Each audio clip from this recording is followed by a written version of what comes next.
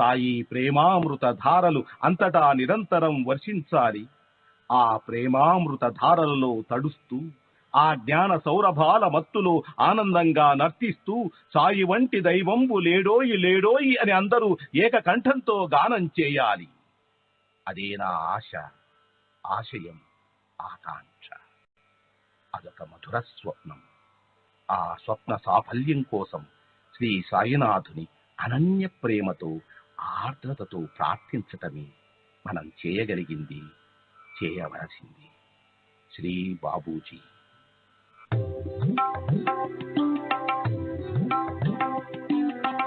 Sai Baba, Sai Baba,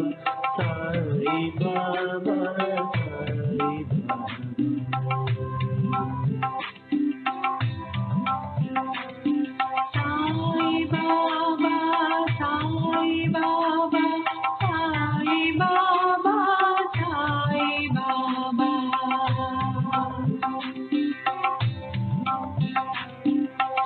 Sai Baba, Sai Baba, Sai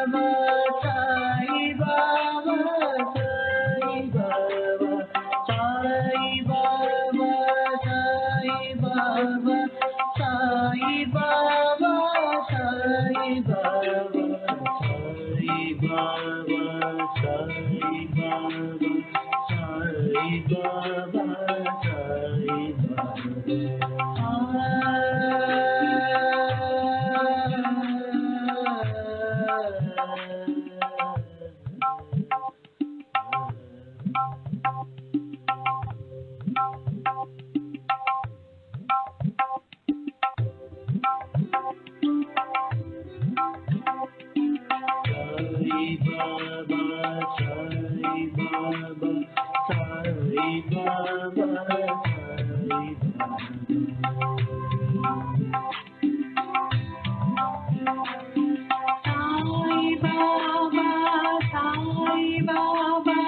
Sai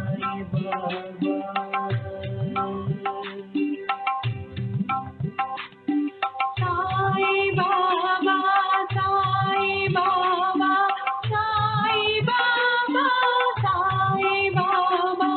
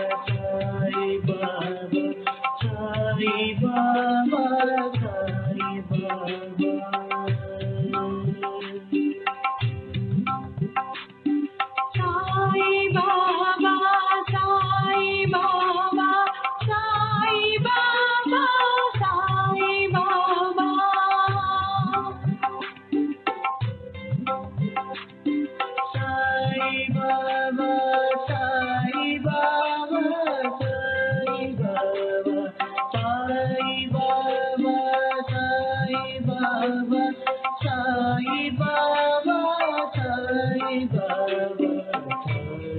Baba,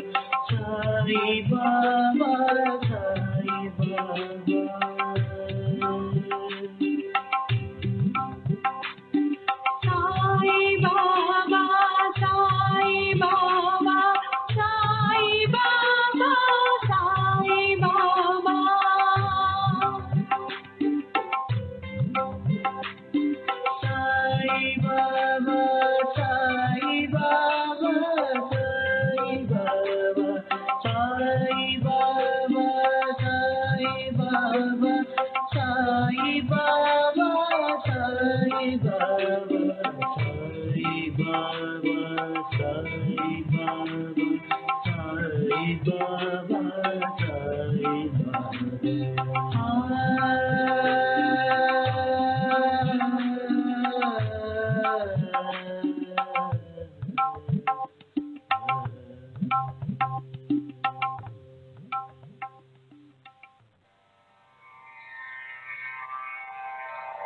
Shri सच्चिदानंद सद्गुरु साईनाथ महाराज की जय।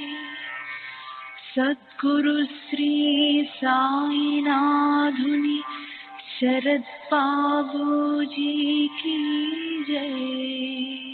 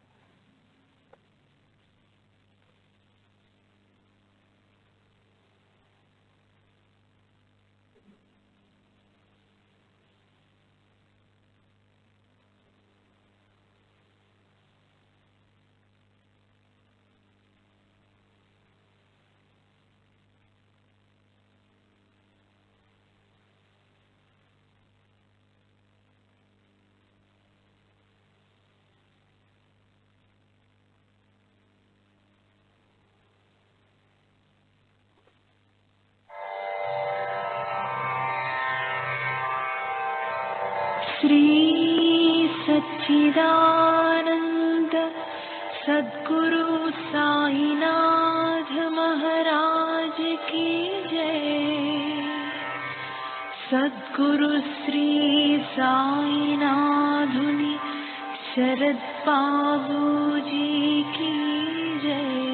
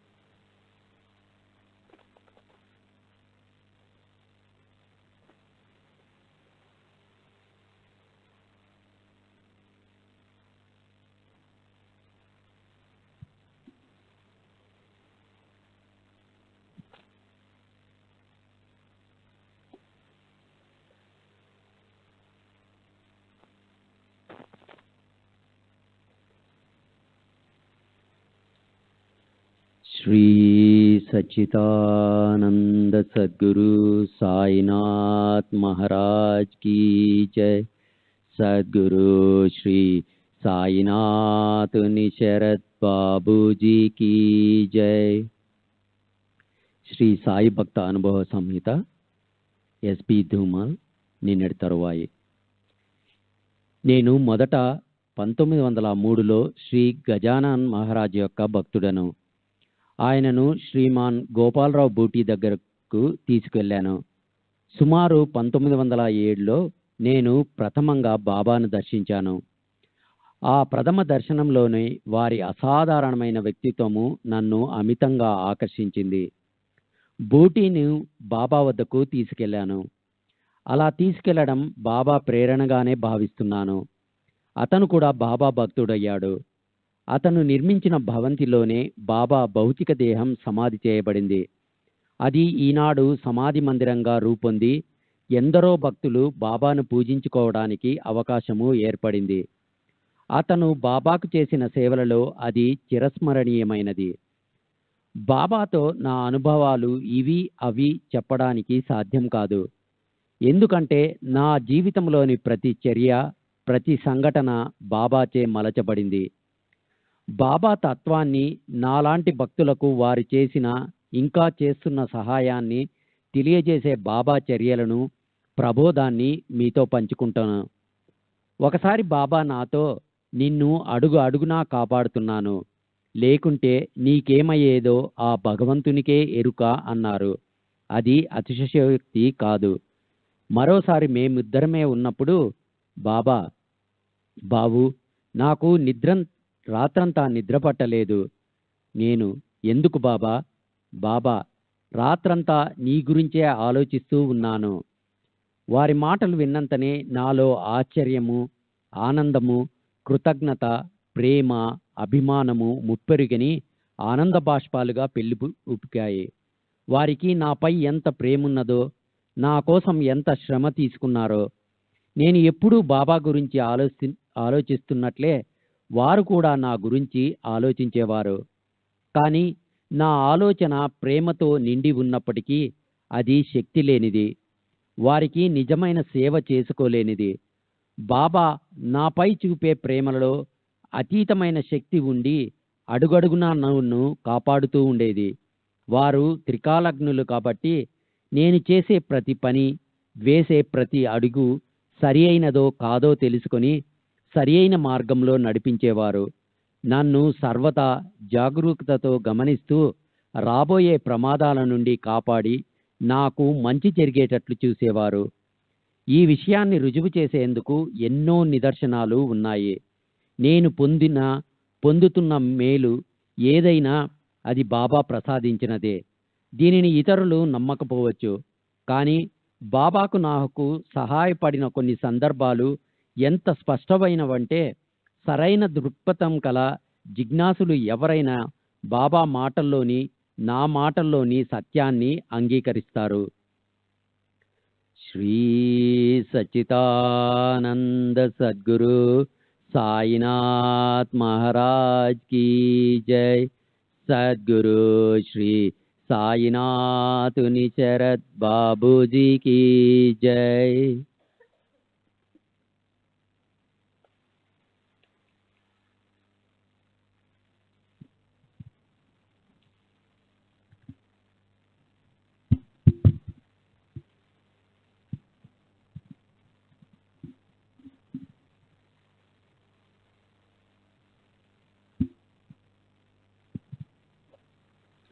బాబాకు నేను తరచూ జాబులు రాస్తుండేవాడిని. మాధవరావు దేశపాండే వాటిని బాబాకు చదివి వినిపించి వారు చెప్పిన విధంగా నాకు సమాధానాలను రాస్తుండేవారు. బాబా సశరీరులుగా ఉన్నప్పుడు కూడా కొన్ని సందర్భాల్లో నా సమస్యల పరిష్కారానికై బాబాను ప్రార్థించి పటం ముందు చీటీలు వేసేవాడిని. ఆ చీటీలో వచ్చిన దాన్ని బాబా ఆదేశంగా భావించి పాటించేవాడిని.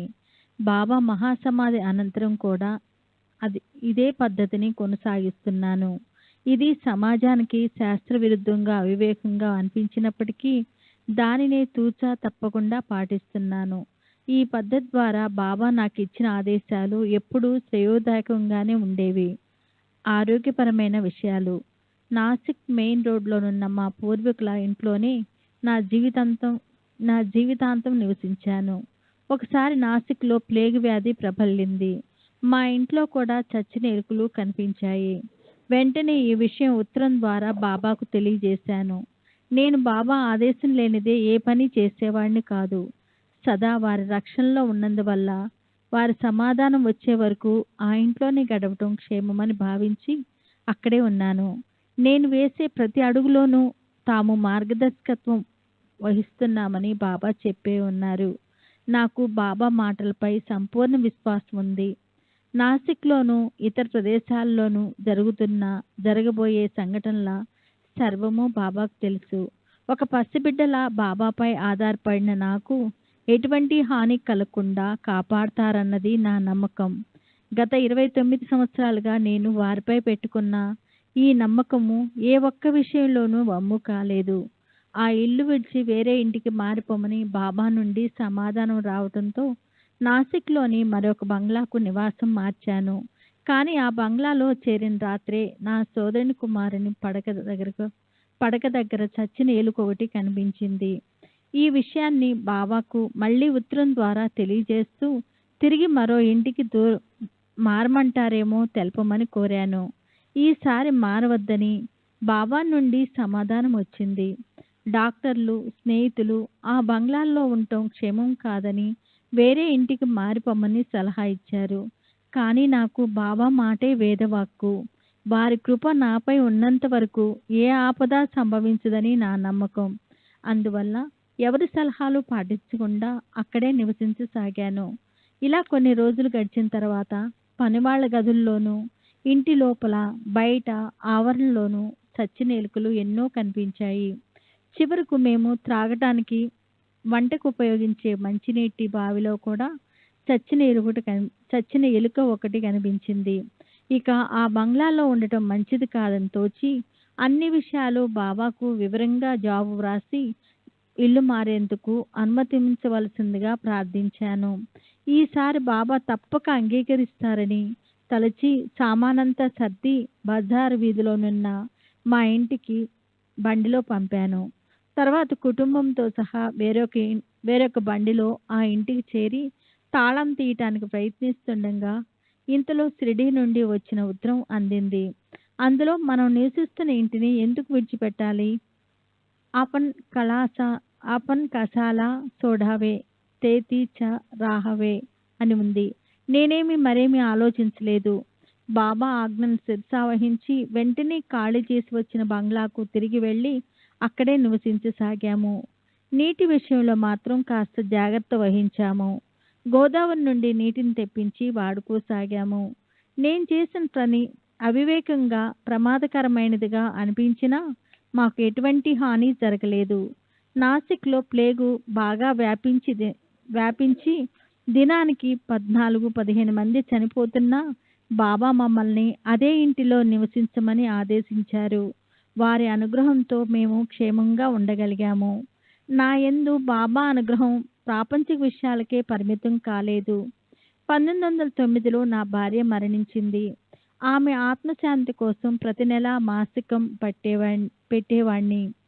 6వ మాసికం పెట్టవలసిన సమయం ఆసన్నమైంది. అప్పుడు బాబా, ఈసారి మాసికం షిరిడీలో పెట్టు, నీ భార్యకు సద్గతి ప్రసాదిస్తాను అన్నారు. వారి మాట ప్రకారమే 6వ మాసికం షిరిడీలో పెట్టాను. బాబా 15 రూపాయలు దక్షిణ అడిగారు. నేను సమర్పించాను. బాబా మాటలపై నాకు అచంచల విశ్వాసం ఉంది. వారి మాటలు అక్షర సత్యాలని అనేక రుజువులు దొరికినందువల్ల ఆయన పట్ల నా విశ్వాసం ఎంతో దృఢపడింది. అది నేను రుజువుపరచలేని విషయాల పట్ల కూడా నమ్మకం ఏర్పడటానికి దోహదం చేసింది. అందువల్ల బాబా అనుగ్రహంతో నా భార్య సద్గతి పొందింది అని నేను సంపూర్ణంగా నమ్ముతున్నాను. అప్పటికి అంటే 1909లో నా వయసు 36 సంవత్సరాలు. ఆరోగ్యంగా ఉన్నాను. పేరున్న న్యాయవాదిని. దానికి తోడు మాకు సంతానం లేకుండా నా భార్య చనిపోయినందువల్ల నా స్నేహితులు, బంధువులు నన్ను వివాహం చేసుకోమని ఒత్తిడి చేయసాగారు. వీరిలో నాగపూర్ చెందిన న్యాయవాది మా మామగారైన రావ్ బహదూర్ బాపురావ్ దాదా కింకేడు ఎంఏ కూడా ఉన్నారు. బాబా అనుమతి లేనిదే నేను ఏ పని చేయనని మా మామగారికి చెప్పాను. అందువల్ల ఆయన నన్ను షిరిడీ తీసుకెళ్లారు. ముందు ఆయన ఒక్కరే లోనికి వెళ్ళి బాబాతో మాట్లాడి 5 నిమిషాల్లో తిరిగి వచ్చారు. బాబా కళ్ళల్లో విముఖత కనిపించిందని, వారి ఆజ్ఞ లేకుండా ద్వితీయ వివాహం చేసుకోవద్దని మా మామగారు నాకు చెప్పారు. బాబా అనుజ్ఞకు విరుద్ధంగా నేను ఏనాడూ నడుచుకోలేదు. ఈనాటి వరకు బాబా నా వివాహానికి సమ్మతించలేదు. దాంతో నా జీవితం అంతా ఆనందమై ఒంటరితనంతోనే గడిపాను. శ్రీ సచ్చిదానంద సద్గురు సాయినాథ్ మహారాజ్ కి జై. సద్గురు శ్రీ సాయినాథుని శరత్ బాబూజీ की जय.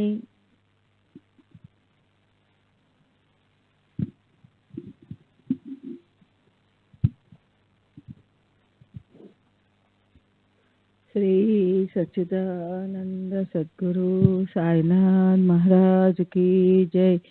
సద్గురు శ్రీ సాయినాథుని శరత్ బాబూజీ की जय. నేను ప్రాపంచిక జీవితంలో సాధించిన విజయాలు ఎనలేనివి. వృత్తిపరంగా నా విజయం పరంపరాలు ముకుటమాయమైనవి. నేను ఆర్థికంగా ఎంతో ఎదిగాను. దానికి నేను చెల్లిస్తున్న ఆదాయపు పన్నే నిదర్శనం. ఇదంతా బాబా అనుగ్రహంతోనే సాధ్యమయ్యింది.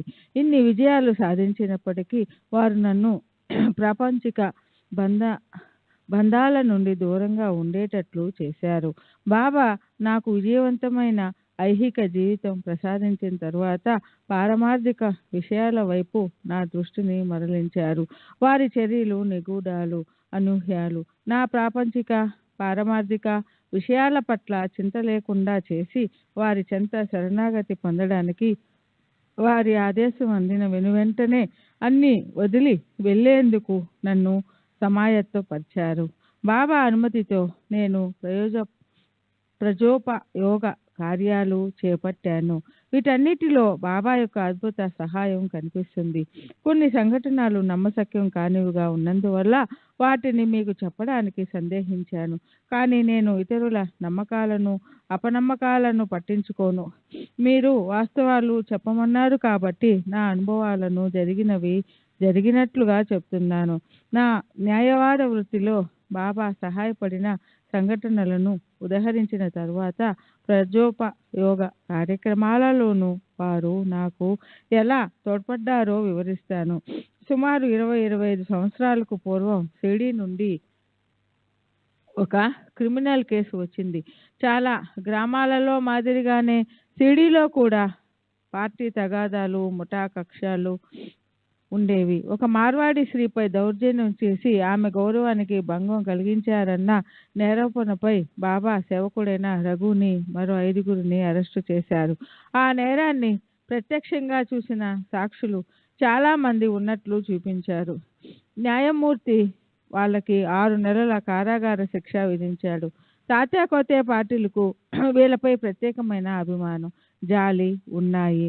వాళ్ళని ఎలాగైనా విడుదల చేయించాలని తలచి న్యాయమూర్తి ఇచ్చిన తీర్పు పత్రులను తీసుకుని అప్పుడు షిరిడీలో ఉన్న ప్రముఖ న్యాయవాదులైన దీక్షిత్, కపర్దే మరియు మ్యాజిస్ట్రేటుగా రిటైర్ అయిన హెచ్వి సాటే తదితరుల వద్దకు వెళ్ళాడు.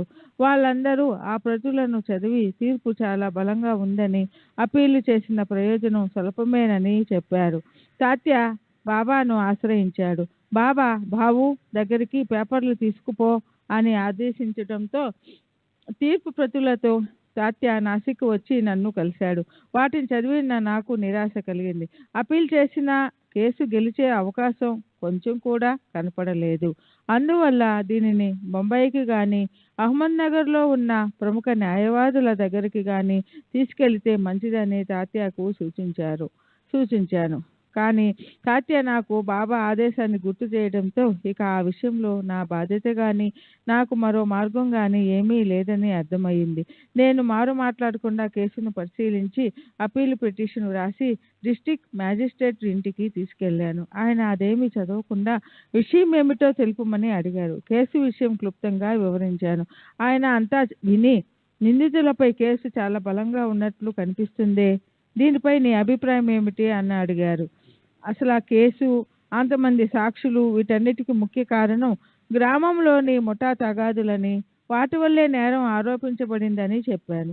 నువ్వు అలాగే అనుకుంటున్నావా అని మ్యాజిస్ట్రేటు అడిగారు. అనుకోవడం కాదు, అలాగే జరిగిందని నేను ప్రగాఢంగా నమ్ముతున్నట్లు జవాబు చెప్పాను. మ్యాజిస్ట్రేటు ఇంకేమీ ఆలోచించలేదు. నేను వ్రాసి తెచ్చిన అప్పీలు పిటిషన్పై వాస్తవాలను ప్రస్తావిస్తూ తీర్పు రాశారు. నిందితులను విడుదల చేయనట్లు చెప్పారు. ఆ తర్వాత మ్యాజిస్ట్రేటు, మీ షిరిడీ సాయిబాబా ఎలాంటి వారు? వారు హిందువా, ముస్లిమా? వారు మీకేమి బోధిస్తారు అని అడిగారు. సాయిబాబా హిందువు కాదు, ముస్లిము కాదు, ఈ రెండిటికి అతీతులు అని జవాబిచ్చాను. వారు బోధించేదేమిటో నేను వివరించలేనని, స్వయంగా వారిని దర్శించి తెలుసుకోవాలని చెప్పాను. వీలు చూసుకొని సాయిబాబాను దర్శిస్తానని మ్యాజిస్ట్రేటు నాకు మాట ఇచ్చారు. వాస్తవానికి ఆ తర్వాత వేసవిలో ఒక రోజున ఆయన బాబాను దర్శించాలని షిరిడీ బయలుదేరి, ఎండ తీవ్రంగా ఉండడంతో కోపర్గాం నుండే వెనుదిరిగారు. కేసు పూర్వపరాలు, క్రింది కోర్టు తీర్పు పరిశీలించకుండా, పోలీసులకు, పబ్లిక్ ప్రాసిక్యూటర్కు నోటీసులు ఇవ్వకుండా ముద్దాయిలను విడుదల చేయాలన్న ఆయన నిర్ణయం, ఆ వెనువెంటనే బాబాను గురించి అడగడం, ఇదంతా బాబా మహిమ వల్లనే జరిగిందనడానికి నిదర్శనం. ఆ విషయాన్ని ఈ క్రింది సంఘటన బలపరుస్తుంది. నేను అహ్మద్నగర్ నుండి షిరిడీ చేరాను. ఆ రోజు షిరిడీలో దీక్షిత్ కుమార్తె మరణించింది. విషాద వదనాలతో ఆమె అంత్యక్రియలకు వెళ్తున్నా భక్తులలో కొందరిని పిలిచి, వెళ్ళిపోకండి, మీకు ఒక చమత్కారం చూపిస్తాను అని బాబా అన్నారు. కానీ భక్తులకు ఏ చమత్కారం కనిపించినందున వాళ్ళు అంత్యక్రియలకు వెళ్ళిపోయారు. ఆ తర్వాత కాసేపటికి రఘు తదితరులు విడుదలకు సంబంధించిన వార్తతో నేను షిరిడీ చేరాను. బాబా చూపిస్తానని చెప్పిన చమత్కారం అదేనని భక్తులు అప్పుడు గ్రహించారు. నా వృత్తికి సంబంధించిన మరో కేసు విషయం తెలియజేస్తాను. ఈ కేసు 3 సోదరులకు సంబంధించింది.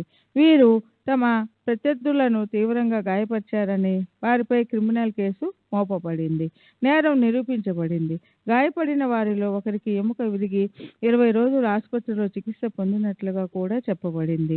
పై 3 తరపున నేను వాదించడానికి ఒప్పుకొని అప్పీలు మెమో తయారు చేసుకుని ముందు జామీన్కు ప్రయత్నించాను. కేసు బలంగా ఉన్నందున నిందితులకు జామీన్ ఇవ్వడానికి వీలుపడదని సెషన్స్ కోర్టు న్యాయమూర్తి సీనియర్ ఐరోపా అధికారి చెప్పాడు.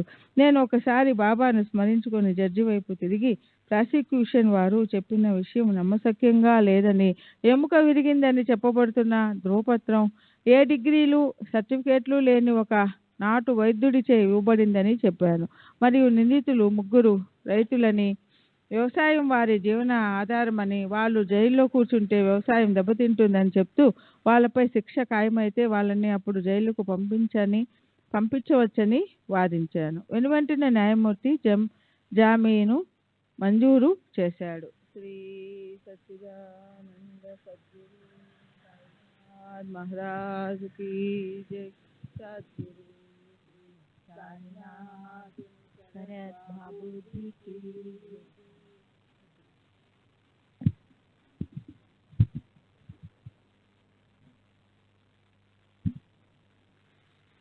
श्री सच्चिदानंद सद्गुरु साईनाथ महाराज की जय.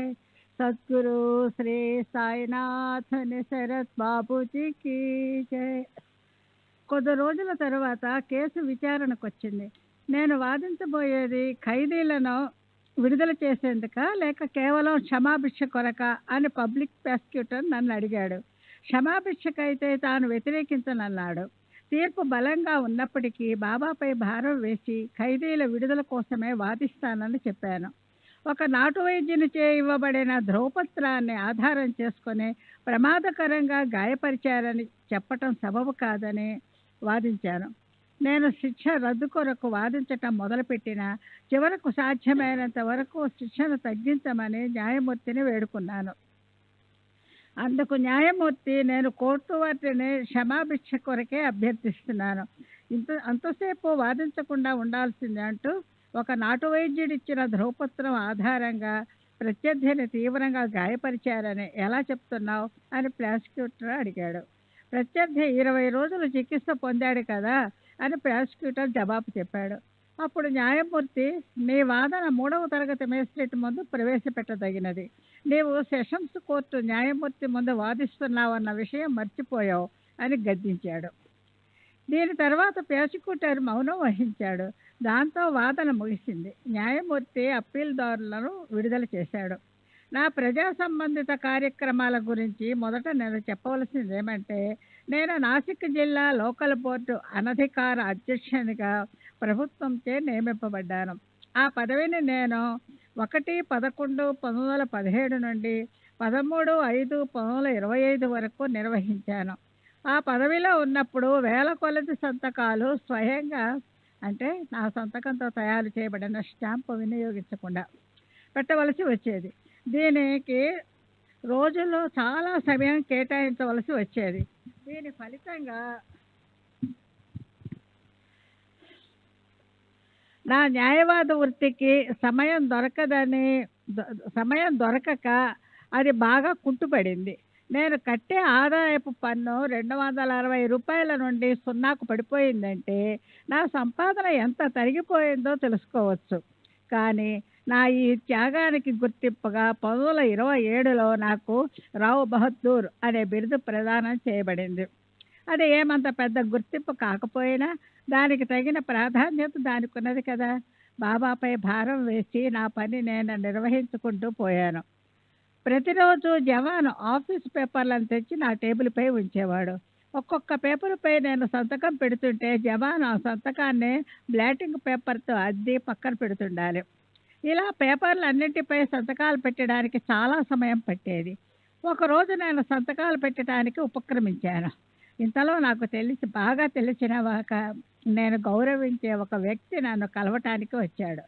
సంతకాల పని మరుసటి ఉదయానికి వాయిదా వేసి అతనితో అర్ధరాత్రి వరకు మాట్లాడుతూ గడిపాను. తర్వాత జవానును భోజనానికి పంపి నేను నిద్రపోయాను. మరునాటి ఉదయం ఊరు వెళ్లాల్సిన పని ఉండి పేపర్లపై సంతకాలు పెట్టకుండా ఆఫీసుకు పంపాను. తిరిగి రాత్రికి కానీ రాలేకపోయాను.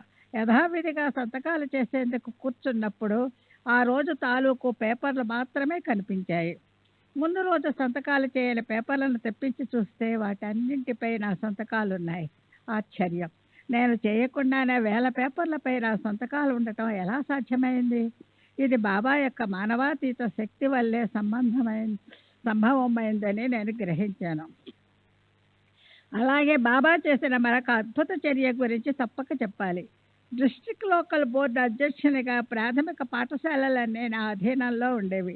ఒకసారి నెల మొదటి వారంలో దీపావళి సెలవులు వచ్చాయి. టీచర్లందరికీ సెలవులకు ముందే జీతాలు చెల్లిస్తే బాగుంటుందని మహమ్మదీయుడైన విద్యాశాఖాధికారి అభిప్రాయపడ్డాడు.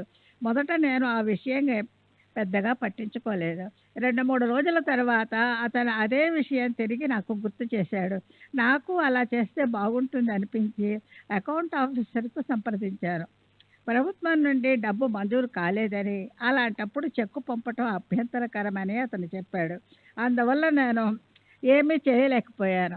మరలా విద్యాధికారి ఆ విషయాన్ని నా ముందుంచడంతో నేను అతని అభిప్రాయంతో ఏకీభవించి బాబా అనుమతి కోరదలిచాను. 2 చీటీలు వ్రాసి బాబా పటం ముందుంచి ఒకదానిని తీయించాను. జీతాలు చెల్లించమనే చీటీ వచ్చింది. నేను వెంటనే చెక్కు వ్రాయించి బ్యాంకుకు పంపి డబ్బు తెప్పించి టీచర్లందరికీ జీతాలు ఇచ్చాము. దీపావళి పర్వదినానికి ముందు జీతాలు ఇచ్చినందుకు అందరూ సంతోషించారు. అయితే అకౌంట్ ఆఫీసర్ అభ్యంతరాన్ని త్రోసిపుచ్చి చెక్కు పంపినందుకు ఏమవుతుందోనని కొంచెం ఆందోళన పడ్డాను. కానీ బాబా దయ వలన ఏమీ కాలేదు. ఆ తరువాత చాలా కాలానికి జరిగిన ఆడిట్లో ఈ విషయంపై అభ్యంతరం లేవనెత్తారు. దానికి భవిష్యత్తులో అలా జరగకుండా ఉండేందుకు గుర్తుంచుకోవటమైనది అని నేను జవాబు వ్రాసి పంపాను. అది అంతటితో సమసిపోయింది. నా జీవితంలోని ప్రతి మలుపులోనూ సందిగ్ధ స్థితిలోనూ బాబా నాకు ఎన్నోసార్లు సహాయపడ్డారు. వాటిలో కొన్నింటిని ఎంపిక చేసుకుని మీకు పంపిస్తాను. 1910లో నా స్నేహితుడైన గోపాలరావు బూటి నాకు సహాయం చేయదలిచి నన్ను ఉన్నత విద్యకై విదేశాల కంటే ఇంగ్లాండ్కి పంపదలిచాడు. ఇంగ్లాండ్లో చదువుకయ్యే ఖర్చు, ప్రయాణపు ఖర్చులు, నేను ఇక్కడ ఇంటికయ్యే ఖర్చు అన్నీ తానే భరిస్తానని చెప్పాడు. మేము అన్ని ఏర్పాట్లు చేసుకుని బాబా అనుమతి కోసం వారిని దర్శించాము. శ్యామ, బాబా, బాబును విదేశాలకు పంపించమంటారా? బాబా, ఎందుకుట? బాబా క్షమ, ఉన్నత విద్య కోసం. భారత్ల చూడడానికి బాబా అతని అభిరుచి అంటే విలాయత్, దైవేచ్ఛ విలాయత్. విదేశాలలో విలాయత్ లేదు, ఈ దేశంలోనే ఉంది. అతను ఇంగ్లాండ్కు ఎందుకు వెళ్ళాలి? మనం ఎంత జాగ్రత్తగా ప్రణాళికలు వేసుకున్నప్పటికీ అవి తరచుగా తలక్రిందులు అవుతుంటాయి అని అప్పుడు నేను తెలుసుకున్నాను. శ్రీ సచ్చిదానంద సద్గురు సాయినాథ్ మహారాజ్కి జై. సద్గురు శ్రీ సాయినాథ్ శరత్ బాబుజీకి. 1912లో జేజే హాస్పిటల్లో నాకు ఒక ఆపరేషన్ జరిగింది. అది క్లిష్టమైన ఆపరేషన్. ఆపరేషన్కు ముందు మత్తిచ్చారు. మత్తులోనికి జారే ముందు నేను వెనుకకు తిరిగి చూశాను. నా తల వైపు ఆపరేషన్ టేబుల్ వద్ద బాబా ఒక కుర్చీలో కూర్చుని ఉన్నారు. బాబా నా వెంటే ఉన్నారు అన్న భరోసా కలిగింది. వారి దయ వలన ఆపరేషన్ విజయవంతంగా జరిగింది. 1915లో నన్ను నాసిక్లో పబ్లిక్ ప్రాసిక్యూటర్ ఉద్యోగంలో చేరమని ప్రభుత్వం ఆహ్వానం పంపింది. నేను 2 రోజులు గడువు అడిగి బాబాను ఉత్తరం ద్వారా సంప్రదించాను. నీవు చేస్తున్న పనే మంచిది, కొత్త దానిని అంగీకరించవద్దు అని బాబా నుండి వెంటనే సమాధానం వచ్చింది. వారి ఆదేశం మేరకు పబ్లిక్ ప్రాసిక్యూటర్ ఉద్యోగాన్ని నిరాకరించాను. 1918లో బాబా మహాసమాధికి కొద్ది రోజుల ముందు సిరిడి, పూనా మరి కొన్ని ప్రాంతాలలో ప్రమాదకరమైన విషజ్వరాలు ఇన్ఫ్లుయెంజా విజృంభించాయి. పూనాలోనున్న నా అన్న భార్యకు ఈ జ్వరం సోకి ప్రమాదకర పరిస్థితి ఏర్పడిందని నాకు తంతి ద్వారా తెలియజేశారు. వెంటనే నేను అవసరానికి 80 రూపాయలు తీసుకుని మా అన్న దగ్గరికి బయలుదేరాను. నాసిక్ నుండి పూనా వెళ్లే దారిలోనే షిరిడి ఉంది కాబట్టి అక్కడ ఆగి బాబాను దర్శించి రోహికి ఊది ఆశీస్సులు తీసుకుని వెళదామని తలచాను. వెళ్ళిన రోజే బాబా పలుమార్లు నన్ను దక్షిణ అడిగి నా దగ్గర ఉన్న 80 రూపాయలు తీసేసుకున్నారు. ఇది నాకు అంత మంచి శకునంగా అనిపించలేదు. ఇక నా పూనా ప్రయాణం వలన ఎటువంటి ప్రయోజనం ఉండదు అనిపించింది. అయినా నేను పూనా వెళ్లేందుకు అనుమతించమని బాబాను కోరాను. వారు రాచ టీవీతో రేపు చూద్దాం ఉద్యాపాహు అన్నారు. అలా అంటూ 3 రోజులు నన్ను షిరిడీలోనే ఉంచారు. అంతలో మా వదిన చనిపోయినట్లు టెలిగ్రామ్ వచ్చింది. అప్పుడు నేను పూనా వెళ్లేందుకు బాబా అనుమతించారు. మా వదిన చనిపోతుందని, నేను అక్కడికి వెళ్ళినా ఫలితమేమీ ఉండదని సర్వజ్ఞులైన బాబాకు ముందే తెలుసు. అందుకే నన్ను షిరిడీలోనే ఆపేశారు. బాబా నిర్ణయానికి గల కారణాలను నేను తెలుసుకోలేను, కానీ ఏ విషయంలోనైనా వారే నిర్ణయం తీసుకోగల సమర్థులు. అందుకే ఎప్పటిలాగే వారిదే తుది నిర్ణయంగా భావించి ఆగిపోయాను. ఈ సంఘటన బాబా మహాసమాధికి కొద్ది రోజుల ముందు జరిగింది. అలా నన్ను షిరిడీలోనే ఉంచి తాము భౌతిక దేహంతో ఉన్న చివరి రోజులలో వారితో గడిపే మహాభాగ్యాన్ని నాకు ప్రసాదించారు. శ్రీ సచ్చిదానంద సద్గురు సాయినాథ్ మహారాజ్కి జై. సద్గురు శ్రీ సాయినాథుని శరత్ బాబూజీకి జై. శ్రీ సచ్చిదానంద సద్గురు సాయినాథ్ మహారాజ్ కి జై. సద్గురు శ్రీ సాయినాథుని శరత్ బాబూజీకి జై. నేను డిస్టిక్ లోకల్ బోర్డు అధ్యక్షునిగా ఉన్నప్పుడు నా ఆర్థిక పరిస్థితి పూర్తిగా దిగజారిపోయింది. కానీ బాబా దయ వలన క్రమంగా పుంజుకుని మామూలు స్థితికి చేరుకోగలిగాను. నేను 1/9/1930 నుండి 9/4/1932 వరకు దేవర్ సంస్థానానికి రెవెన్యూ మెంబర్గాను, 1932 సంవత్సరాంతము నుండి 1933 ఆగస్టు వరకు సూర్గానా సంస్థానానికి సెక్రటరీగాను పనిచేశాను. నేను నాసిక్లో ఉన్నప్పుడు నా న్యాయవాద వృత్తి కొనసాగిస్తూనే ఉండేవాడిని. అందువల్ల ఒక రోజు కూడా ఖాళీ ఉండేది కాదు. నేను సూర్గానా సంస్థానంలో పనిచేస్తున్నప్పుడు బాబా ఎంతో దయతో నాకు ఏ విధంగా ఆర్థిక సహాయం అందించారో చెప్పడానికి ఈ క్రింది అద్భుత లీలే నిదర్శనం. ఒకరోజు నేను భోజనం చేస్తున్నప్పుడు ఆ సంస్థాన ప్రధాని నా గదిలోనికి ప్రవేశించాడు. నేను భోజనం చేస్తున్నందున ఆయనను సగౌరవంగా ఆహ్వానించి ఉచితాసనంపై కూర్చుండ పెట్టలేకపోతున్నందుకు క్షమించమని కోరాను. కానీ ఆయన నేరుగా పక్కనే ఉన్న గదిలోనికి వెళ్ళి అక్కడ గోడకు తగిలించి ఉన్న బాబా పటాన్ని కొంతసేపు తదేకంగా చూసి తిరిగి నా గదికి వచ్చి మీ జీతం 50 రూపాయలు పెంచుతున్నాను అని చెప్పి వెళ్ళిపోయాడు. నా జీతాన్ని పెంచమని నేను అసలు అడగలేదు. ఉద్యోగంలో చేరిన 15 రోజులకే నా ప్రయత్నమేమీ లేకుండా నా జీతం పెరగడం బాబా అనుగ్రహమే. బాబా మనపై చూపుతున్న ప్రేమ తల్లి తన బిడ్డపై చూపేటటువంటిదని అర్థమైంది. బాబాను నేను పూజించే విధానం గురించి చెబుతాను. మొదట్లో నా పూజా మందిరంలో బాబా ఫోటోలు ఉండేవి. వాటితో పాటు తరువాత బాబా యొక్క రంగుల చిత్రపటాలు కూడా ఉంచాను. బాబా నిల్చుని ధ్యాన నిమగ్నై ఉన్న పెద్ద పటం వాటన్నిటి మధ్యలో ఉండేది. ఆ పటం అంటే నాకు ఎంతో ఇష్టం. మొదట అది రాధాకృష్ణ ఆయి దగ్గర ఉండేది. దానిని నాకు ఇవ్వమని ఆమెను ఒత్తిడి చేసి తీసుకున్నాను. ఆయి ఇంటి నుండి ఆ పటాన్ని తీసుకుని మసీదు దారిలో వెళుతున్నప్పుడు బాబా నన్ను లోనికి పిలిచి నా చేతిలో ఉన్న పటాన్ని చూసి ఏమిటిది అని అడిగారు. ఇందులో మీరున్నారు అన్నాను. బాబా ఇటివ్వు అంటూ పటాన్ని తమ చేతుల్లోకి తీసుకుని దానిని ముందు వెనుక తదేకంగా చూసి తిరిగి ఇచ్చి ఉంచు అన్నారు. బాబా స్పృశించి ఇచ్చిన చిత్రపటాన్ని వారి చేతుల మీదుగా తీసుకుని పూజించుకోవాలనే నా కోరిక అలా నెరవేరింది. అంతేకాదు, దానిని చూసినప్పుడల్లా బాబు నాకు రాత్రంతా నిద్ర లేదు, నీ గురించే ఆలోచిస్తూ ఉండిపోయాను అని బాబా నాతో అన్న సందర్భం గుర్తుకొచ్చేది. బాబా నాకు ప్రసాదించిన కానుకగా భావించి దానిని భక్తితో పూజిస్తున్నాను. శ్రీ సచ్చిదానంద సద్గురు సాయినాథ్ మహారాజ్ కీ జై. శరత్ బాబూజీకి జై. ఈ ఫోటోలన్నింటినీ నేను ఎక్కడికి వెళితే అక్కడికి నా వెంట తీసుకుని వెళ్ళేవాడిని. నేను దేవార్ సంస్థానంలో పనిచేస్తున్నప్పుడు నాసిక్ దేవార్ల మధ్య ఎన్నోసార్లు ప్రయాణించవలసి వచ్చేది. ప్రతిసారి ఫోటోలను నా వెంట తీసుకెళ్తూ ఉండడం చూసిన దేవార్లోని మా వంటవాడు ఒకసారి కొన్ని ఫోటోలను ఇక్కడ ఉంచవచ్చు కదా అన్నాడు. అదే ప్రశ్న తర్వాత నాసిక్లోని నా సోదరుని కుమారుడు కూడా అడగడంతో అప్పుడు నేను ఆ విషయంగా బాబా నిర్ణయం ఏమిటో తెలుసుకోవాలని తలచి బాబా పటం ముందు చీటీలను వేసేవాడిని. అలా చేసిన ప్రతిసారి ఫోటోలని తీసుకొని వెళ్ళమనే సమాధానం వచ్చేది. నేను పవిత్రంగా భద్రపరచుకోవడానికి బాబా నాకు కొన్ని వస్తువులు ప్రసాదించారు.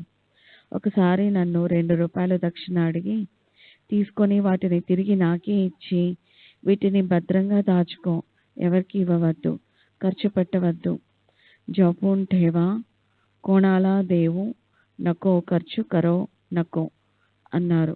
ఇంకొకసారి అలాగే మరో 2 రూపాయలు ఇచ్చి పై విధంగానే ఆదేశించారు. ఒకసారి నేను బూటీ కలిసి బాబాను దర్శించాము. బాబా బూటీని 20 రూపాయల దక్షిణ అడిగారు. అతను సమర్పించాడు, కానీ ఆ మొత్తాన్ని బాబా నాకు ఇచ్చివేశారు. ఇంకోసారి బూటీ నేను కలిసి బాబాను దర్శించినప్పుడు బాబా బూటీని 30 రూపాయలు దక్షిణ అడిగారు. అతను సమర్పించాడు. బాబా ఆ 30 రూపాయలను తమ దోసిల్లోనికి తీసుకొని దోసిని మూసి క్రిందకి పైకి ఆడించి వాటిని తమ 2 గుప్పెళ్లలోనికి తీసుకొని ఒక గుప్పెడు నాకు, మరో గుప్పెడు బూటీకి ఇచ్చారు. మేము వాడాకెళ్ళి వాటిని లెక్కేస్తే సరిగ్గా చేరి 15 రూపాయలున్నాయి. ఆశ్చర్యపోయాం. ఇవే కాకుండా వివిధ సందర్భాల్లో బాబా నాకు మరో 30 రూపాయలు ఇచ్చారు. అలా బాబా నాకు ఇచ్చిన మొత్తం 69 రూపాయలు అయింది. వీటిని బాబా నాపై చూపిన ప్రేమకు జ్ఞాపికంగా మాత్రమే కాక నాకు అదృష్టాన్ని తెచ్చిపెట్టే దివ్యమైన నాణాలుగా భావించి చాలా జాగ్రత్తగా దాచుకున్నాను. నిజమైన ప్రేమికుల మధ్య ఇచ్చిపుచ్చుకోవడాలు సహజం. దాతాది ప్రతి గుహ్యతి. బాబాకు నాపై గల ప్రేమే నా రక్షణ దక్షిణ అడిగేటట్లు చేసింది. నేను కూడా ఆనందంగా దక్షిణ సమర్పించేవాడిని. బాబా స్వీకరించే దక్షిణల వెనుక నిగూఢమైన మర్మం ఉండేదని ఆ తర్వాత జరిగే సంఘటనల వల్ల వెల్లడయ్యేది. ఒకసారి భక్తుల దగ్గరున్న డబ్బు మొత్తం చివరి పైసాతో సహా దక్షిణ తీసుకునేవాడిని.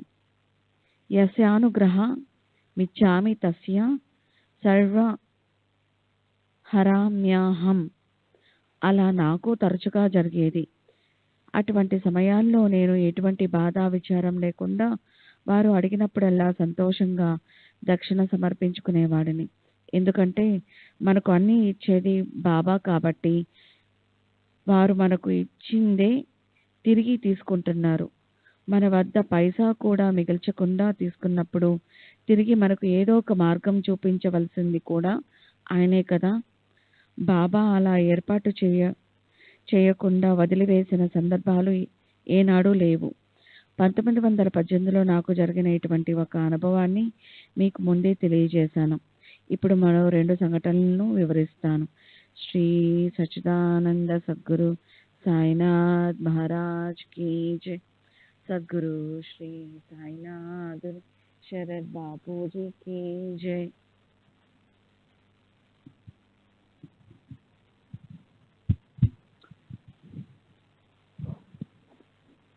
శ్రీ సచ్చిదానంద సద్గురు సాయినాథ్ మహారాజ్ కీ జై. సద్గురు శ్రీ సాయినాథుని శరత్ బాబూజీకి జై. పై సంఘటన జరగడానికి పూర్వం ఒకసారి నేను షిరిడి వెళ్ళినప్పుడు బాబా నన్ను పలుమార్లు దక్షిణ అడిగి నా దగ్గర నా డబ్బంతా తీసేసుకుని తర్వాత మరలా బాపు నాకు 7 రూపాయలు ఇవ్వు అని అడిగారు. నా దగ్గర లేవని చెప్పగా ఎవరినైనా అడిగి తీసుకొని ఇవ్వమన్నారు. ఇతరులను అడగడం అవమానంగా భావించరాదని తెలియచేసి నాలోని గర్వాన్ని అహంకారాన్ని అణచి అనుకువగా మెలగాలని నాకొక పాఠం నేర్పించారని నా అభిప్రాయం. బాబా నేర్పిన ఈ విషయము నన్నెంతో ప్రభావితం చేసిందంటే బాబా మహాసమాధి చెందిన తర్వాత నేను షిరిడి వెళ్ళినప్పుడు ఆనాడు బాబా భిక్ష చేసి ఇళ్ళ వద్ద భిక్ష చేసేవాడిని. బాబా దయ వలన నా అహంకారము అణిగింది. లేకుంటే ఆ అహంకారమే ఇంకా పెరిగి సమాజంలోని క్రింది తరగతి వారిని దూరంగా ఉంచేవాడిని. దక్షిణకు సంబంధించిన మరో సంఘటన తెలియచేస్తాను. ఒకసారి బాబా నా దగ్గర ఉన్న డబ్బంతా దక్షిణగా తీసుకొని తిరిగి 50 రూపాయలు అడిగారు. నా దగ్గర పైసా కూడా లేదని చెప్పాను. ఎవరినైనా అడిగి తెమ్మన్నారు. నేను వెళ్ళి ఒకరిని అడిగితే అతను తన దగ్గర డబ్బే లేదని చెప్పాడు. ఆ విషయం బాబాకు తెలియచేశాను. ఈసారి బాబా హెచ్బి సాటే దగ్గరకు వెళ్ళమన్నారు. అలా బాబా తన వద్ద దక్షిణ కోసం పంపడం సాటేకు సంతోషాన్ని కలిగించింది. సాటేను 50 రూపాయలు అడగడంలోని మర్మం నాకు తర్వాత తెలిసింది. సాటే రిటైర్ అయిన తర్వాత అతనికి పింఛను మంజూరైంది. అతను తనకు 50 రూపాయలు పింఛను అదనంగా రావాల్సి ఉందని ప్రభుత్వానికి దరఖాస్తు పెట్టుకున్నాడు. ప్రభుత్వం దానిని అంగీకరించింది. డబ్బు కొరకు నన్ను సాటే వద్దకు పంపించడంలోని బాబా ఉద్దేశం అతనికి అదనంగా 50 రూపాయల పింఛను మంజూరు అవుతుందన్న విషయాన్ని సూచిస్తూ పింఛను మంజూరైన తేదీ బాబా సాటేను 50 రూపాయలు అడిగిన తేదీ ఒకటే కావడం విశేషం. బాబా సేవకుడైన రఘు తదితరులను సంబంధించిన కేసులో వాళ్ళు నేను అడగకుండగానే 300 రూపాయలు ఫీజు ఇచ్చారు. నేను అహ్మద్ నగర్ నుండి షిరిడి వచ్చి 3 రోజులు గడిపాను. బాబా ఆ 3 రోజులలో పలుమార్లు దక్షిణ అడిగి ఆ 300 రూపాయలు మొత్తాన్ని నా నుండి వేసుకున్నారు. బాబా అలా చేయడంలోని అంతరార్థం నేను గ్రహించిన గురువు యొక్క నా గురువు యొక్క సేవకుడిని విడిపించడం కోసము నేను ప్రతిఫలం ఆశించడము సముచితం కాదు. ఎందుకంటే కేసు గెలిచింది నా ప్రతిభ వల్ల కాదు. నా బాబా అద్భుత రీతిలో మెజిస్ట్రేట్ మనసును నియంత్రించినందువల్లే ఆ కేసు విజయవంతమైంది. ఆ అనుభవాల సంపుటికి ముగించి ముందు బాబా బోధించిన కొన్ని ఆధ్యాత్మిక సత్యాలను గురించి వివరిస్తాను. వారిపై మన నమ్మకము బలపడేందుకు తమ నిజతత్వాన్ని సూచన ప్రాయంగా వ్యక్తం చేస్తూ బాబా ఒక విషయం చెప్పారు. ఒకసారి ఒక భక్తుడు దేవుని గురించి మాట్లాడుతున్నప్పుడు బాబా దేవుడు అని ఊరికే ఎందుకు అంటున్నావు? దేవుడు నా జేబులో ఉన్నాడు అన్నారు. శ్రీ సచ్చిదానంద సద్గురు సాయినాథ్ మహారాజ్ కీ జై. సద్గురు శ్రీ సాయినాథుని శరత్ బాబుజీ కీ జై. శ్రీ సచ్చిదానంద సద్గురు సాయినాథ్ మహారాజ్ కీ జై. సద్గురు శ్రీ సాయినాథుని శరత్ బాబూజీకి జై. ఒక్కొక్కసారి బాబా స్వయంగా వంట చేసి బీదలకు ఆకలిగొన్న వారికి వడ్డించేవారు. ఇది వారి ప్రేమను దాతృత్వాన్ని తెలియజేస్తుంది. అలా ఒకరోజు మసీదు ఆవరణలో వారు పొయ్యిని వెలిగించి దానిపై పెద్ద పాత్ర హండీ పెట్టి వంట చేస్తున్నారు. ఇంతలో మాంసాహారం అంటే ఇష్టపడే ఒక ఫకీరు వచ్చి అందులో కొంత మాంసం వేశాడు. బాబా తయారు చేస్తున్న స్వచ్ఛమైన శాకాహార వంటకం మాంసాహారాన్ని ఇష్టపడే వారి ప్రత్యేక విందుగా మారిపోవడం చూసి అసహ్యంతో బాలాసాహెబ్ నిరీకర్, బాబా, మన కడుపు నింపుకోవడం కోసం ఇతర జీవులను ఎందుకు హింసించడం అని అడిగాడు. అప్పుడు బాబా, చంపేవాడే రక్షిస్తాడు, రక్షించేవాడే చంపుతాడు. జో మారిల్ తోచ్ తారిల్, జో తారిల్ తోచ్ మారిల్ అన్నారు. ఈ మాటలు సృష్టి, స్థితి, లయకారకుడు భగవంతుడే అని చెప్తున్నాయి. అంతేకాక బాబా వంటి మహాత్ముల సన్నిధిలో మరణించిన లేక చంపబడ్డ జీవులకు సద్గతి ప్రాప్తిస్తుందనే నిగూఢ భావం ఇమిడి ఉంది. నా ఈ అనుభవాల వివరణను ముగించే ముందు హరిసీతారాం దీక్షిత్ నాకు స్వయంగా వివరించిన 2 అపూర్వ సంఘటనల గురించి చెప్తాను. దీక్షిత్ ఆర్థిక పరిస్థితి సరిగా లేనప్పుడు ఒక బాకీదారునకు 30,000 రూపాయలు చెల్లించవలసి వచ్చింది. అప్పు తీర్చడానికి గడువు 4 రోజులే ఉంది. ఎలా తీర్చాలో ఏం చెయ్యాలో తోచక దీక్షిత్ మదన పడసాగాడు. అదే రోజు అతని కలలో బాకీదారుడు కనిపించి అప్పు విషయం హెచ్చరించాడు. దీక్షిత్ అతనితో, నీవేమీ భయపడనవసరం లేదు, నాకు చమన్లాల్ మొదలైన మార్వాడీలందరూ తెలుసు, వారిని అడిగి డబ్బు తెచ్చి గడువు లోపల తప్పక నీ బాకీ తీరుస్తాను అని చెప్పాడు. తర్వాత దీక్షిత్ మేలుకొని కలలో తాను సంభాషించిన దానిని గుర్తు చేసుకుని బాధపడ్డాడు. తన దైవమైన సాయిబాబా తనకు అండగా ఉండగా అవసరమైన సమయంలో అక్కరకు రాని సామాన్య మానవుల సహాయం పొందాలనుకోవటం తెలివి తక్కువ తనమని తలచి పశ్చాత్తాపం చెంది వెంటనే బాబా పటం ముందు కూర్చుని తను చేసిన తప్పును మన్నించమని కన్నీరు కారిస్తూ ఆర్తిగా ప్రార్థించాడు. బాబా ఒక్కరే తమ భక్తులను కష్ట సమయంలో ఆదుకుంటారని నమ్మి తన బరువు బాధ్యతలన్నీ బాబాపై వేసి నిశ్చింతగా గడపసాగాడు. కానీ అప్పు తీర్చవలసిన గడువు తేదీ దగ్గర పడినా కూడా డబ్బు అందే అవకాశం ఏదీ కనబడలేదు. సరిగ్గా ఆ ముందు రోజు దీక్షిత్ ఆఫీసులో ఉండగా అతని సన్నిహిత స్నేహితుని కుమారుడు అతని దగ్గరకు వచ్చాడు. తన వద్ద 30,000 రూపాయలు ఉన్నాయని, ఆ మొత్తాన్ని దేనిలో పెట్టుబడి పెడితే బాగుంటుందో తెలుపమని అడిగాడు. దీక్షిత్ పెట్టుబడులు, వాటి సాధక బాధల గురించి వివరించాడు.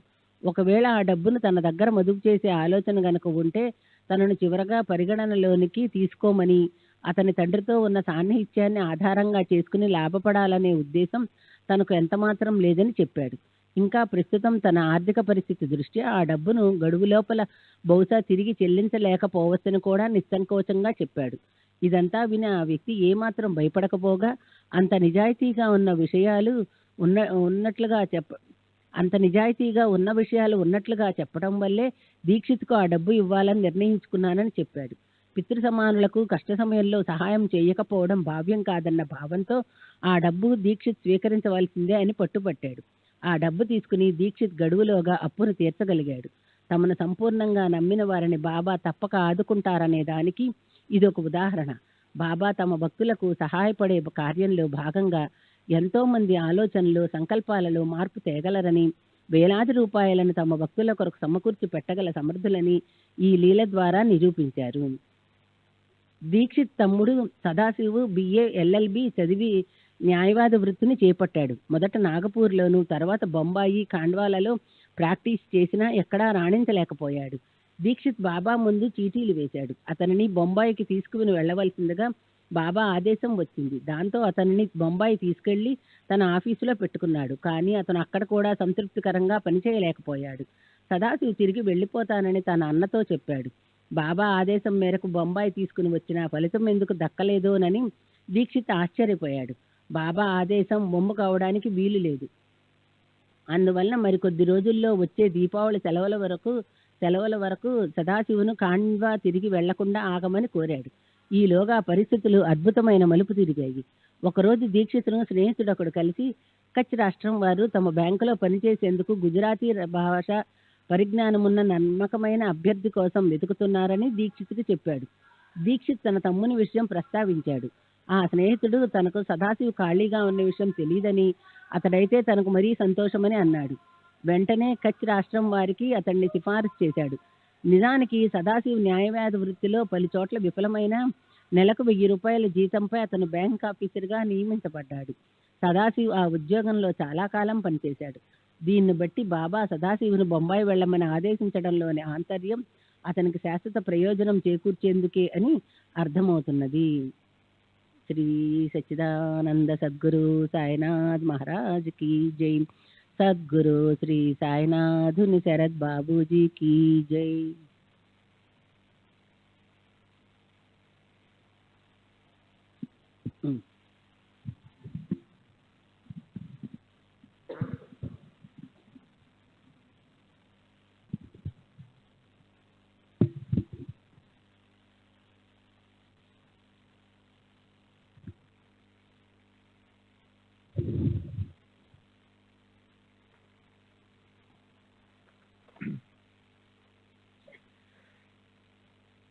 ఎస్బి నాచ్నే.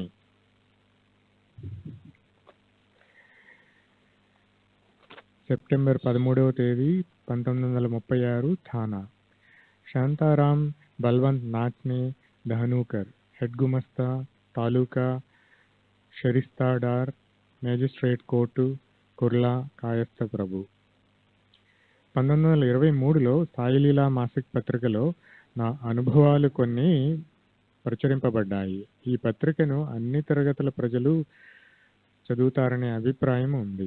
కాబట్టి సామాన్య ప్రజలు విశ్వసించని, అర్థం చేసుకోలేని, వారి అవగాహనకు అందని విషయాలను చెప్పకుండా సంగ్రహంగా నా అనుభవాలను తెలియచేశాను. చాలా కాలం అయినప్పటికీ నా అనుభవాలన్నిటినీ గుర్తుకు తెచ్చుకునేందుకు ప్రయత్నించి చెప్పగలిగినన్ని పూర్తి వివరాలతో మీకు తెలియచేస్తాను. 1923లో తర్వాత నాకు కలిగిన అనుభవాలు కూడా మీకు చెబుతాను. 1909లో జరిగిన కొన్ని సంఘటనలకు శ్రీ సాయిబాబాకు సంబంధం ఉన్నట్లుగా అప్పట్లో అనిపించలేదు. బొంబాయిలోని బజేకర్ హాస్పిటల్లో మా అన్నగారికి గొంతు దగ్గర ఆపరేషన్ చేయవలసి వచ్చింది. మేమందరము ఈ ఆపరేషన్ విషయమై మదనపడుతూ ఆదుర్దాగా ఉన్నాము. అప్పుడు నేను దహన్లో ఉన్నాను. మా ఇంటికి ఒక సాధువు వచ్చి 2 రొట్టె ముక్కలుంటే పెట్టమని అడిగాడు. మేము అతన్ని లోపలికి ఆహ్వానించి సాదరంగా కూర్చోబెట్టి భోజనం వడ్డించాము. మా వదిన గారు ఆ సాధువుకు అన్ని పదార్థాలు వడ్డించింది, కానీ సాధువులకు వడ్డించ తగినది కాదని తలచి బెండకాయ కూర వడ్డించలేదు. అయితే ఆ సాధువు ప్రత్యేకంగా ఆ కూరనే అడిగి పెట్టించుకుని తిన్నాడు. భోజనం చేసిన తర్వాత మమ్మల్ని అందరినీ ఆశీర్వదించి హాస్పిటల్లో ఆపరేషన్ విజయవంతంగా జరిగిందని చెప్పాడు. అదే రోజు నా స్నేహితుడు హరిబాబు మూరేశ్వర్ పాన్సే సాయిబాబా కృప వలన అంతా చక్కగా జరుగుతుందని అన్నాడు. నేను సాయిబాబా పేరు వినటం అదే మొదటిసారి. అప్పుడు నాకు బాబా గురించి ఏమీ తెలియదు, కానీ పాన్సేకు తెలుసని స్పష్టమైంది. మా నాన్నగారు సాయంత్రం ముంబాయి నుంచి వచ్చి ఆపరేషన్ పూర్తయిందని, ప్రమాదం ఏమీ లేదని చెప్పారు. ఆపరేషన్ తర్వాత ఒక సాధువు వచ్చి ఆపరేషన్ జరిగిన శరీర భాగంపై తమ హస్తం ఉంచి అంతా మంచే జరుగుతుందని ఆశీర్వదించి వెళ్ళిపోయాడని కూడా చెప్పారు. మా అన్నగారి ఆపరేషన్ విజయవంతమై వారు త్వరలోనే కోలుకుని ఆరోగ్యవంతులయ్యారు. అదే సంవత్సరం మా నాన్నగారు దాసగను చేసిన సంకీర్తనకు హాజరయ్యారు.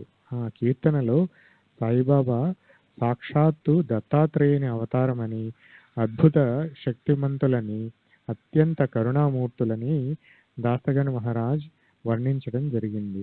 ఆ తర్వాత మేము సాయిబాబా ఫోటోను తెచ్చుకుని ప్రతిదినం సాంబ్రాణి కడ్డీలు వెలిగించి పూజించేవాళ్ళం. నేను 1912లో మొదటిసారిగా షిరిడీ వెళ్ళాను. అప్పటికి నేను రెవెన్యూ సబార్డినేట్ పరీక్షలు రాసి ఉన్నాను. ఫలితం వచ్చే ముందు శంకర్, బాలకృష్ణ వైద్య, అచ్యుత దాతే అనే ఇద్దరు స్నేహితులతో కలిసి షిరిడీ బయలుదేరాను. మేము రైల్లో ప్రయాణించి కోపర్గాం స్టేషన్లో దిగాము. మేము సాయిబాబాను దర్శించడానికి వెళ్తున్నామని తెలుసుకున్న స్టేషన్ మాస్టరు సాయిబాబా తన గారడి విద్యలతో ప్రజలను ఆకర్షించే మోసగాడని, ఆయనకు లేని గౌరవాన్ని ఆపాదిస్తున్నారని నోటికొచ్చినట్లు వాగాడు. సాయిబాబాపై అతని ప్రలాపన మా మనసులను ఎంతో కలతపరిచింది. ఇంతటి వ్యయ ప్రయాసలకు వచ్చి మేము దర్శించబోతున్నది నిజమైన మహాత్ముడినేనా అన్న సంశయాన్ని రేకెత్తించింది. మేము షిరిడీ చేరేటప్పటికి బాబా లెండీ తోట నుండి వస్తున్నారు.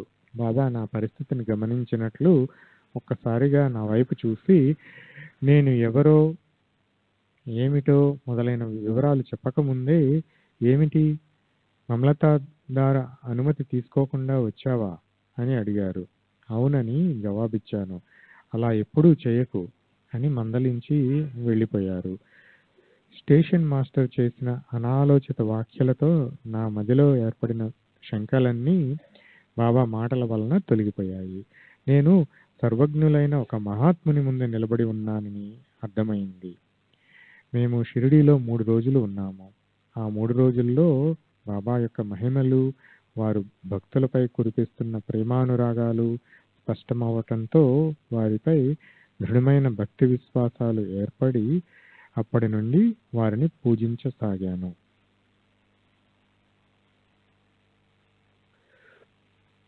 బాబా నాపై ప్రత్యేకమైన అభిమానం చూపారు. వారు స్వయంగా నా చేతిలోని ఊది తీసి నా నుదుటిపై పెట్టారు. ఇది అందరికీ లభించే భాగ్యం కాదు. ఒకరోజు ఆరతి సమయానికి మసీదు చేరిన భక్తులతో పాటు నేను ఉన్నాను. బాబా నన్ను చూసి వాడాకెళ్ళి భోజనం చేసి రమ్మన్నారు. బాబా, ఈరోజు ఏకాదశి అన్నాను. సాధారణంగా నేను ఏకాదశి రోజుల్లో ఉపవాసం ఉండను, కానీ నా ఇద్దరి మిత్రులకు ఏకాదశి రోజు ఉపవాసం ఉండే అలవాటు ఉంది. నా మిత్రులు ఉపవసిస్తుండగా నేను మాత్రం భోంచేయడం బాగుండదని నేను కూడా ఉపవాసం ఉంటున్నాను. బాబాకు నేను ఉపవసించటం ఇష్టం లేదు. వైద్య దాతయ్యలను చూపిస్తూ, వీళ్ళు పిచ్చివాళ్ళు, నువ్వు వాడాకు వెళ్ళి భోంచేసిరా అని బాబా నాతో అన్నారు. నేను వాడాకెళ్ళి భోజనం పెట్టమని అడిగాను. వాడాలో భోజనం వడ్డించే వ్యక్తి ఏకాదశి పూట కూడా భోజనం కోసం ఆరాటపడుతున్నానని గొణుక్కుంటూ ఆరతి అయ్యేంత వరకు భోజనం పెట్టనని చెప్పి మసీదుకు బయలుదేరాడు. నేను అతని వెంటే వెళ్ళాను. నన్ను చూస్తూనే, భోజనం చేశావా అని బాబా మళ్ళీ అడిగారు. బాబా, ఆరతి వేళ అయ్యింది కదా, ఆరతి అయిన తర్వాత భోజనం చేస్తాను అన్నాను. కానీ బాబా పట్టుపట్టి, ఆరతి ఆగుతుందిలే, నువ్వు భోజనం చేసి వచ్చిన తర్వాతే మొదలవుతుంది, వెళ్ళిరా అని ఆదేశించారు. భోజనశాలతను ఇక తప్పనిసరి నాకు భోజనం పెట్టాడు. నేను భోంచేసి మసీదుకు తిరిగి వచ్చాను. అదే సమయానికి మావసి, పిన్నమ్మ లేక పెద్దమ్మ అనే భక్తురాలు బాబాకు తాంబూలం బీడా సమర్పించింది. బాబా ఆ తాంబూలం నాకు ఇచ్చి తినమన్నారు. ఏకాదశి రోజున తాంబూల సేవనం నిషిద్ధం కాబట్టి నేను తినటానికి సంశయించాను. కానీ బాబా తిను అని మళ్ళీ అన్నారు.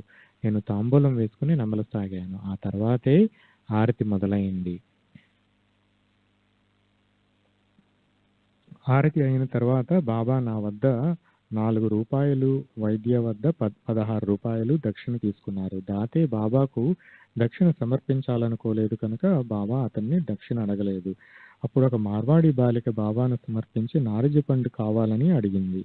దాతే తన అల్పాహారం ఫరల్ కోసం కొన్ని నారింజ పండ్లు వాడాలో దాచుకుని మిగిలిన వాటిని బాబాకు సమర్పించారు. సర్వజ్ఞులైన బాబా శ్రీ సచ్చిదానంద సద్గురు సాయినాథ్ మహారాజ్ కి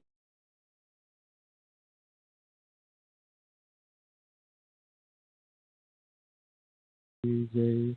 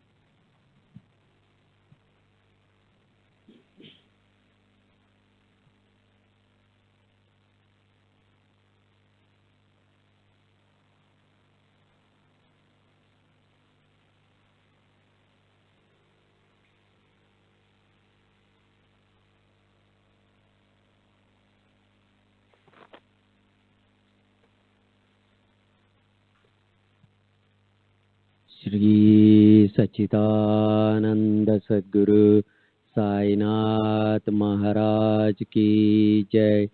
सद्गुरु श्री साईनाथ निचरत बाबू जी की जय।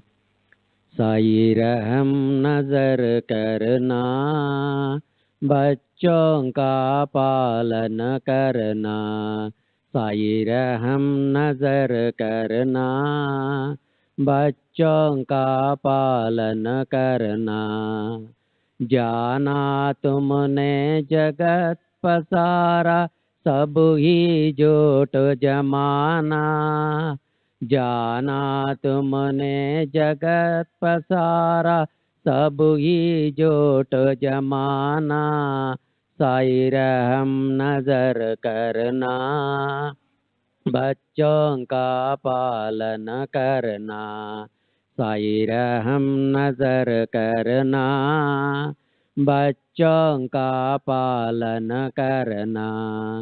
मैं अंधा हूँ बंदा आपका, मुझसे पथ दिखलाना। मैं अंधा हूँ बंदा आपका, मुझसे पथ दिखलाना।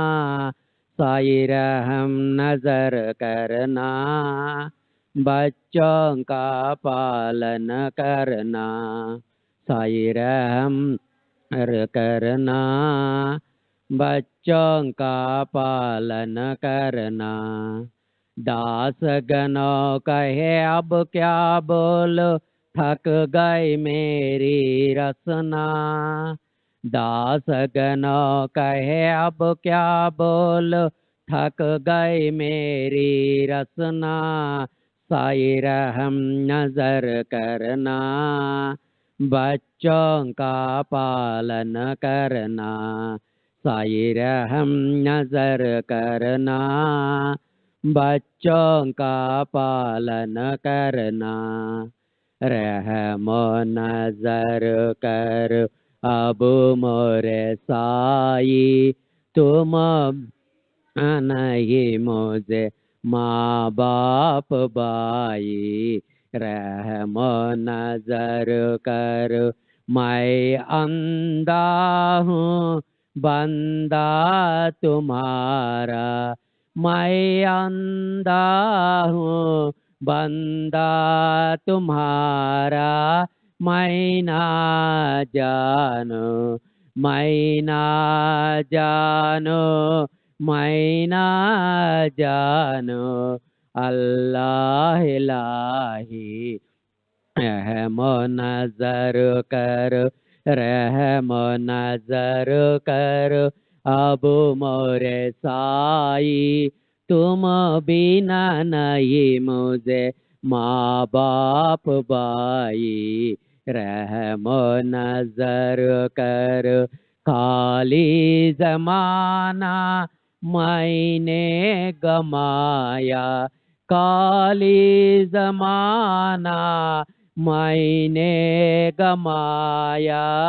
साथिया किर का, साथिया किर का, साथिया किर का तुम बिन कोई। रहमो नजर कर, रहमो नजर कर अब मोरे साई। तुम बिना नहीं मुझे माँ बाप बाई। रहमो नजर कर अपने मस्जिद का झाड़ू गनो है। अपने मस्जिद का झाड़ू गनो है। मालिक हमारे, मालिक हमारे, मालिक हमारे तुम बाबा साई। रहमो नजर कर, रहमो नजर कर अब मोरे साई। तुम बिना नहीं मुझे माँ बाप बाई। रहमो नजर करो। श्री सच्चिदानंद सद्गुरु साईनाथ महाराज की।